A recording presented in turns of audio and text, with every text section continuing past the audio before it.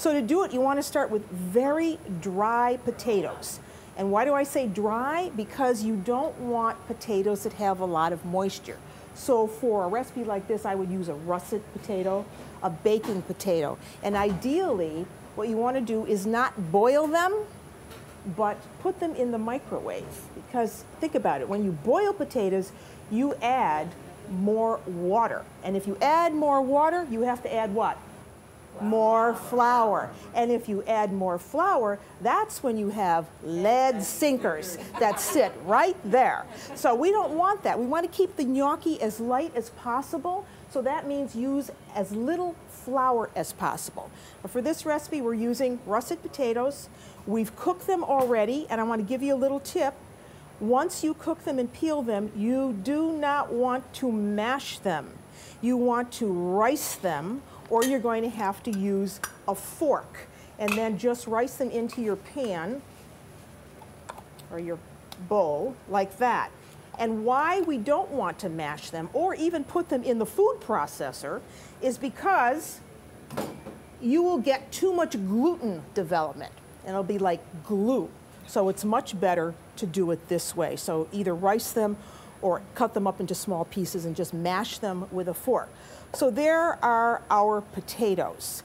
Now, we're going to use unbleached all-purpose flour at home, but here in Italia, and you can also buy Italian flour at home, you're getting something that's dopo zero. Dopo zero is the flour. It's an all-purpose flour like ours. So we need 1 egg for this, and you want to beat up your egg first with a fork.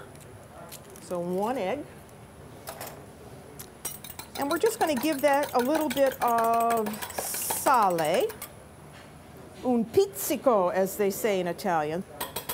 And we're going to add this to our potatoes. So there is our egg. And then we're going to give this just a pinch of noce moscato, which is nutmeg. Nutmeg, noce moscato, which is this. So if the recipe calls for, let's say, a cup of flour, don't go in the bag and dig out a cup of flour. Go in the bag and sprinkle it, because in Italy everything is weighed, but of course in America we don't cook that way and we don't bake that way.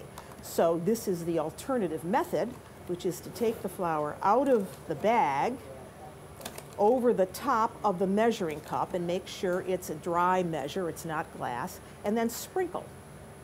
And if we weighed this, we probably would have something that weighed between 3.5, 4 ounces, depending on the flour. So I'm going to put just a cup of flour in there because I don't know how much flour I need. And now I'm going to work that flour into the potatoes. Then take a little bit more, just put it on a board, and dump that out.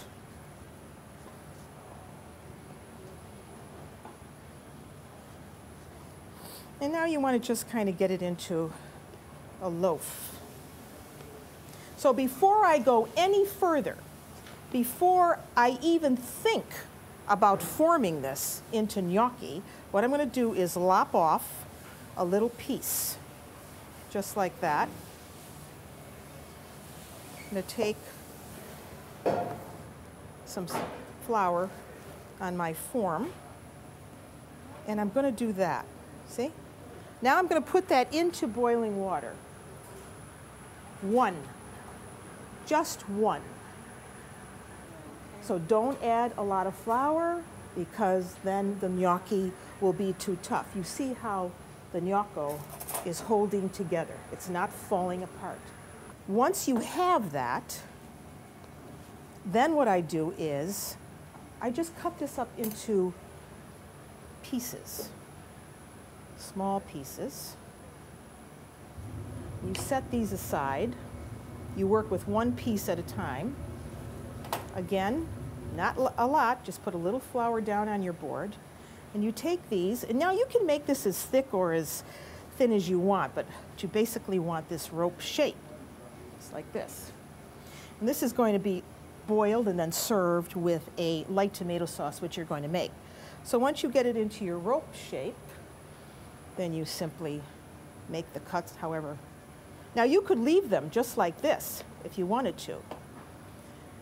But I think it's best to use the form, or if you want to, you don't have a form, you use a fork. Just use a fork and just roll them off.